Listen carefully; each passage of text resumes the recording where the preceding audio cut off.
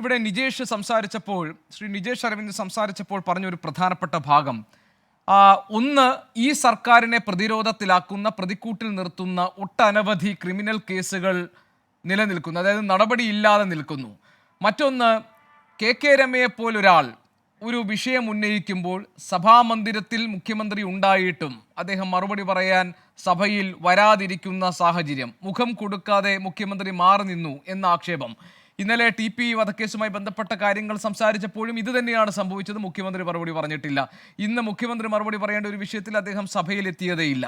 അപ്പോൾ ഇത് ബോധപൂർവം ഇത് മറ്റൊരു തരത്തിൽ കെ രമയെ ഒഴിവാക്കുന്ന ആ ഒരു പ്രവണത, ആ ഒരു രീതി മുഖ്യമന്ത്രി തുടർന്നു കൊണ്ടുവരുന്നു എന്ന് നിജേഷ് ഇവിടെ പറഞ്ഞു.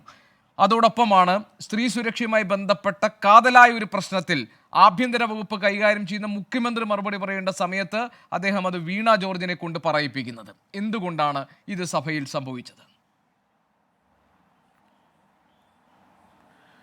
ഒന്നാമത്തെ കാര്യം, ആദ്യത്തെ ചോദ്യത്തിൻ്റെ രമയുമായി ബന്ധപ്പെട്ട ഭാഗം ആദ്യം പറയാം. കെ രമ വടകരയിലെ ജനങ്ങളുടെ ഒരു MLA ആണ്. 140 MLA-മാരിൽ ഒരാളാണ്. കേരളത്തിലെ വളരെ കുറച്ചുള്ള വനിതാ MLA-മാരിൽ ഒരാളാണ്. അവരൊരു ചോദ്യം ഉന്നയിച്ചാൽ അത് ആഭ്യന്തര വകുപ്പിനെ കുറിച്ചാണെങ്കിലും ഏത് വകുപ്പിനെ കുറിച്ചാണെങ്കിലും മുഖ്യമന്ത്രി പറയേണ്ടതാണെങ്കിൽ മുഖ്യമന്ത്രി മറുപടി പറയില്ല എന്ന വാദം ജനാധിപത്യ വിരുദ്ധമാണ് എന്ന് മാത്രമല്ല, ഞാൻ കണക്കാക്കുന്നത് അദ്ദേഹത്തിന് അതിനുള്ള ധൈര്യമില്ല എന്നുള്ളതാണ്.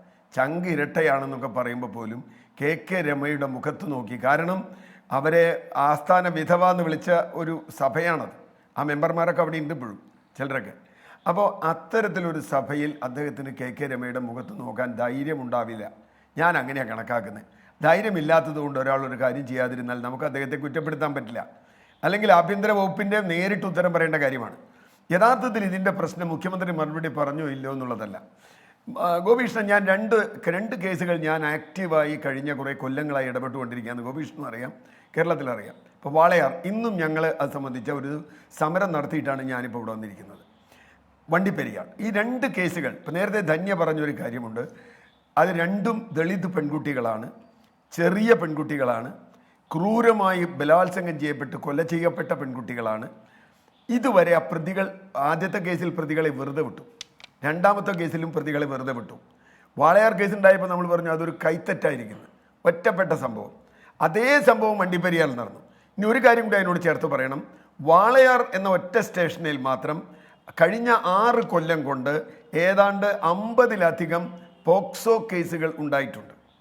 അതിൽ ഏതെങ്കിലും ഒരു കേസിൽ ശിക്ഷിച്ചോ എന്നൊന്ന് അന്വേഷിക്കുന്നത് നല്ലതാണ്. ഒരു കേസിൽ ശിക്ഷിച്ചിട്ടില്ല. ഈ 2017 മാത്രം അവിടെ 17 കേസൊക്കെ ഉണ്ടായി ഒരു വർഷം.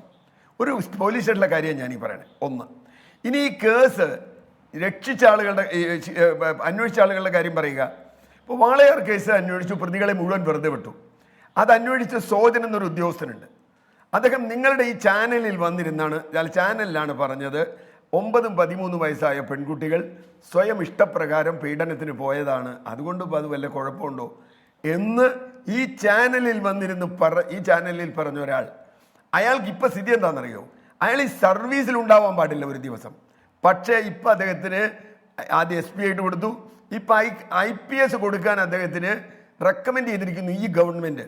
അദ്ദേഹത്തിനെതിരെ രണ്ട് പ്രധാന വകുപ്പുകളനുസരിച്ച് ക്രിമിനൽ കേസുകൾ വാളയാർ അമ്മ കൊടുത്തിട്ടുണ്ട്. ആ 2 കേസും ഇപ്പോൾ പാലക്കാട് കോടതിയിൽ നിലനിൽക്കുന്നുണ്ട്. ഒന്ന് പോക്സോ നിയമം അനുസരിച്ചും SC/ST അട്രോസിറ്റീസ് ആക്ട് അനുസരിച്ചും 2 കേസുകൾ നിലനിൽക്കുമ്പോഴാണ് സോജൻ എന്ന ഈ ഉദ്യോഗസ്ഥന് ഇവര് ഇന്റഗ്രിറ്റി സർട്ടിഫിക്കറ്റ് കൊടുക്കുന്നു. ഇയാൾ നല്ല മനുഷ്യനാണ്, IPS കൊടുക്കാന്ന്. വണ്ടിപ്പെരിയാർ കേസിൽ നോക്കുക, അവിടെയും ഈ 2 സ്ഥലത്തുള്ള പല സാമ്യങ്ങളുണ്ട്. അവിടെ ആ കേസിൽ പ്രതികളെ വെറുതെ വിട്ടു. അപ്പീൽ കൊടുക്കാൻ പോയപ്പോൾ ഒരു സ്പെഷ്യൽ പബ്ലിക് പ്രോസിക്യൂട്ടറെ അമ്മ പറഞ്ഞു, അവരുടെ അച്ഛൻ, ആ കുട്ടിയുടെ അച്ഛൻ പറഞ്ഞു എനിക്ക് താല്പര്യമുള്ള ഒരു പബ്ലിക് പ്രോസിക്യൂട്ടറെ വേണം. ഇതുവരെ കൊടുത്തിട്ടില്ല. TP കേസിൽ പോലും പബ്ലിക് പ്രോസിക്യൂട്ടറെ, സ്പെഷ്യൽ പബ്ലിക് പ്രോസിക്യൂട്ടറെ ഇരകൾക്കനുസരിച്ച് കൊടുത്തുവെങ്കിൽ വണ്ടിപ്പെരിയാർ കേസിലും ഇപ്പോൾ വാളയാർ കേസ് അട്ടിമറിച്ചതിൽ പ്രോസിക്യൂഷന് നല്ല പങ്കുണ്ട് എന്ന് ഹൈക്കോടതി കണ്ടെത്തിയതാണ്, പോലീസിന് പങ്കുണ്ടെന്ന് ഹൈക്കോടതി കണ്ടെത്തിയതാണ്. ആ കേസിൽ CBIക്ക് കൈമാറിയിട്ടും ഇപ്പോഴും സ്പെഷ്യൽ പബ്ലിക് പ്രോസിക്യൂട്ടർ ഇതില്ല.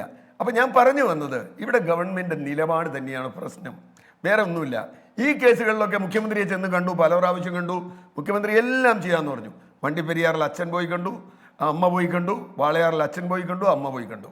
ഇപ്പോഴും ആ കാര്യത്തിൽ തീരുമാനമില്ല എന്ന് മാത്രമല്ല, ആ പ്രതികൾ വെറുതെ കിടക്കുന്നു.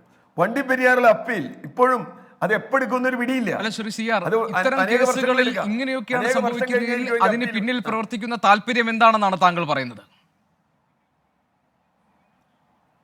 ഒരു സംശയവും വേണ്ട. ഇപ്പൊ ഈ സ്പെഷ്യൽ പബ്ലിക് പ്രോസിക്യൂട്ടറെ വെക്കാതിരിക്കുന്നതിന്റെ കാരണം ഈ അന്വേഷണങ്ങൾ അട്ടിമറിക്കാനാണ്, കേസ് അട്ടിമറിക്കാൻ തന്നെയാണ്. അല്ലെങ്കിൽ എന്താ കുഴപ്പം? ഏത് കേസിലും ഇര ആവശ്യപ്പെടുന്ന പബ്ലിക്, അപ്പൊ അതിന്റെ പിന്നിൽ കൃത്യമായ രാഷ്ട്രീയ താല്പര്യങ്ങളുണ്ട്. വണ്ടിപ്പെരിയാറിൽ അയാൾ ഡിവൈഎഫ്ഐക്കാരനാണെന്നതാണോ കുഴപ്പം എന്ന് ചോദിച്ച ആളുകൾ ഇവിടെയുണ്ട്. വാളയാറിൽ ആരാണെന്ന് പോലും അറിയില്ല. ഇപ്പോഴും അജ്ഞാതരായ ആളുകൾ, 9 വയസ്സായ 13 വയസ്സായ കുട്ടി ആത്മഹത്യ ചെയ്തു എന്ന റിപ്പോർട്ടും തലയിൽ വെച്ച് അത് ശരിയാണെന്ന് വാദിക്കുന്ന ഒരു സർക്കാരാണ് ഇവിടെയുള്ളത്. ഒരു സർക്കാർ എങ്ങനെയാണ് വിശ്വസിക്കുക? ഞാൻ പറഞ്ഞില്ലേ, സോജനെ പോലെ ഒരാൾ കൊടുക്കുക, കോടതിയിൽ പോയി CBIക്ക് വേണ്ടി വാദിക്കുന്നത് ഇവിടുത്തെ സംസ്ഥാനം ഭരിക്കുന്ന ചില ആളുകളുമായി ബന്ധപ്പെട്ട ആളുകളാണെന്നാണ് ഞങ്ങൾ മനസ്സിലാക്കുന്നത്. എന്ന് പറഞ്ഞാൽ ഇവർക്ക് നീതി കിട്ടണമെന്ന് ഉറപ്പില്ല. അപ്പോൾ നേരത്തെ കോഴിക്കോട് ICUവിലെ കാര്യം പറഞ്ഞു, നിരവധി കാര്യം പറഞ്ഞു. എവിടെയാണ് ഗവൺമെൻറ് സ്റ്റേറ്റ് ചെയ്യേണ്ട കാര്യങ്ങൾ ചെയ്തു എന്നതാണ് ചോദ്യം. സ്റ്റേറ്റിന് സ്പെഷ്യൽ പബ്ലിക് പ്രോസിക്യൂട്ടറെ കൊടുക്കാൻ സ്റ്റേറ്റിന് കഴിയും, അല്ലെങ്കിൽ പോലീസ് തെറ്റ് ചെയ്ത പോലീസുകാരെ ശിക്ഷിക്കാൻ കഴിയും. ഏതെങ്കിലും പോലീസുകാരെ ശിക്ഷിച്ചു? ആകെ ഒരു 6 മാസം സസ്പെൻഷനാണ് ഒരു ചാക്കോ എന്ന് പറയുന്ന ഒരു ഉദ്യോഗത്തിന് വാളയാറിലുണ്ടായത്. വണ്ടിപ്പെരിയാറിൽ സസ്പെൻഷൻ കൊടുത്തു. ഈ സസ്പെൻഷൻ കുറ്റമല്ല, ഒരു ശിക്ഷയല്ല എന്ന് മാത്രമല്ല, 6 മാസം കഴിഞ്ഞപ്പോൾ അയാൾക്ക് പ്രൊമോഷൻ കൊടുത്തു. അയാൾ പ്രൊമോഷൻ കിട്ടി പോയി. വണ്ടിപ്പെരിയാറിൽ കേസ് അട്ടിമറിച്ച അവിടെ നമ്മൾ ഒരു കാര്യം കൂടി പറയണം. SC/ST അട്രോസിറ്റീസ് ആക്ട് ഇടണം എന്ന അച്ഛൻ താണ് വീണ് പറഞ്ഞു, ഇട്ടില്ല. പ്രതിയും SC/ST ആണെന്ന് കള്ള സർട്ടിഫിക്കറ്റ് ഉണ്ടാക്കി കൊണ്ടുവന്നു. അത് ഇവിടെയുള്ള ആളുകൾക്ക് അറിയാം. ഞാൻ പറഞ്ഞു വന്നത്, എനിക്കറിയാവുന്ന 2 ഉദാഹരണങ്ങൾ വിശദമായി പറഞ്ഞതാണ്. ഒരുപാട് കേസുകളിൽ, നേരത്തെ തന്നെ പറഞ്ഞതും അല്ലെങ്കിൽ ഇവരൊക്കെ പറഞ്ഞതും, ഒരുപാട് കേസുകളിൽ ഇരകൾക്കൊപ്പമല്ല, എപ്പോൾ ഈ പ്രതികൾ തങ്ങൾക്ക് വേണ്ടപ്പെട്ടവരാകുമ്പോൾ. നമ്മളിപ്പോൾ ഒരുപാട് കേസുകൾ ചാർജ് ചെയ്ത കേസുകൾ, PSCയിലെ തട്ടിപ്പടക്കം മുതൽ ഇപ്പോൾ ഈ PSC അല്ല ഞാൻ പറഞ്ഞത്, ഇതിനു മുമ്പ് PSCയിൽ മറ്റേ നോക്കി കോപ്പി അടിച്ച് പേപ്പർ ബുക്ക് ചെയ്യുക പ്രതികളൊക്കെ ഉണ്ടല്ലോ പോലീസ് ആവാൻ വേണ്ടി. അവരൊക്കെ ഇപ്പോൾ എവിടെയുണ്ട്? CPM ആയ ഒരു പ്രതിയാണെങ്കിൽ അയാൾ ശിക്ഷിക്കപ്പെടില്ല. അത് സംരക്ഷിക്കാൻ സ്ത്രീകളെ എത്ര ആക്രമിച്ചാലും സംരക്ഷിക്കപ്പെടും എന്ന്. CPM അല്ലെങ്കിൽ വല്ല ബംഗാളിയോ അല്ലെങ്കിൽ അന്യ സംസ്ഥാനത്ത് അതിഥി തൊഴിലാളിയോ ആണെങ്കിൽ ചിലപ്പോൾ അയാൾ ശിക്ഷിക്കപ്പെടും. അത് കുഴപ്പമില്ല, ആർക്കും വിരോധമില്ല. പക്ഷേ പാർട്ടിക്ക് വേണ്ടപ്പെട്ടവരാണെങ്കിൽ, ഭരണകൂടത്തിൽ ആർക്കെങ്കിലും വേണ്ടപ്പെട്ടവരാണെങ്കിൽ ശിക്ഷിക്കപ്പെടില്ല. ആ കേസ് നീട്ടി പോകുമെന്നത് ഇപ്പോൾ ഒരുപാട് ഉദാഹരണങ്ങൾ ഇന്ന് പറഞ്ഞാൽ തീരില്ല, അത്രയധികം ഉദാഹരണം. മാത്രമല്ല പോലീസുകാരെ സംരക്ഷിക്കുകയും ചെയ്യും. കേസ് അട്ടിമറിക്കാൻ കൂട്ടുന്ന മുഴുവൻ പോലീസുകാരെയും സംരക്ഷിക്കും. അവർക്ക് പ്രൊമോഷൻ കൊടുക്കും, IPS കൊടുക്കും, എന്തും കൊടുക്കും. ഇതാണ് ഇതുവരെയുള്ള.